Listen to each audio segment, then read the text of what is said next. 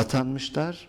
Kendilerini Roja çarşemê doza hevşaredarê berê ê Amedê Selçuk Mizraklı li Amedê hat dîtin. Mizraklı di bîstûdiyê cotmehê de li ser îfadeya dîdarek nepenî bi tawana endamtiya rêxistina terorê hatbû girtin. Çalakiyên HDP'ên di dema parlamenteriya wî de rêveberiya wî a ji bo komeleya sarmaşikeya ku tekoşîna li dijî xizaniyê hatbû avakirin, her wiha dema wî a bijîşkiyê jî weka delîlê endamtiya rêxistina terorê di dosyayê de nîşan dane. Selçuk Mizraklı li navçeya Bünyanê al bajarê Kayseriyê di girtîgehê de û bi rêya înternetê beşdarê dozê bû. Şahada nepenî ev cihajiyê li dijî Mizraklı îfade da û îdia kir ku Selçuk Mizraklı dema doktor biye endamekî YPG ê birîndar emeliyat kiriye. Hem Mizraklı hem jî avukatên wî li dijî vê îddiayê derketin. Avukat dibêjin îfadeya dîdara nepenî li dijî usulê hatiye girtin. Di rûniştinayekê de biryar derneket û doz paş te hat avêtin.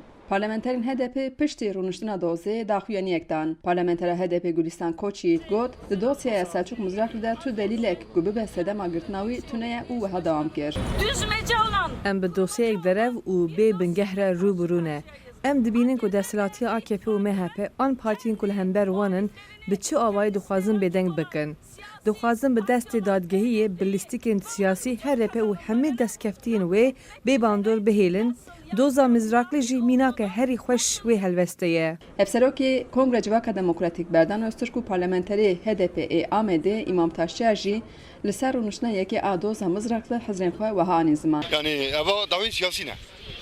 Serîda gerem evê bibînin îro ku tiyatro ku televîzyonê jî yani ku riya hakima jî dinêrî tu evî rastî dibînî. Yani dosya vikvalaya tu tişte tineye tu seyî ku me dest bigire tuneye lêberê îro hevşeradarê me Amedê Birêz Selçuk Mizraklı dîsa girtina wî berdewam dike. Ev jî çi ye? Ev jî rastî jî faşîzm e. Nave betuna yani hukuk kerem tu vakti kala hukuk nekin İro Türkiye hukuk nameş İro savcı hakimci polisi yani tevayı bu ek deslatariya AKP MHP berdevam bikin vikari dibinin vakidin karaki vantine adalet belav nakin rasıcı siyasiye parazandına biraz mızrak diye serve bu yani ez bu mehşeredari Amedê li servi ve dozada vekrin İro ez hundur dame yani ev siyasi ev anî ziman rasiya wî jî heve. Sebebê ku bê girtin yani ji kar bê girtin ne wana ne lê evana bê şve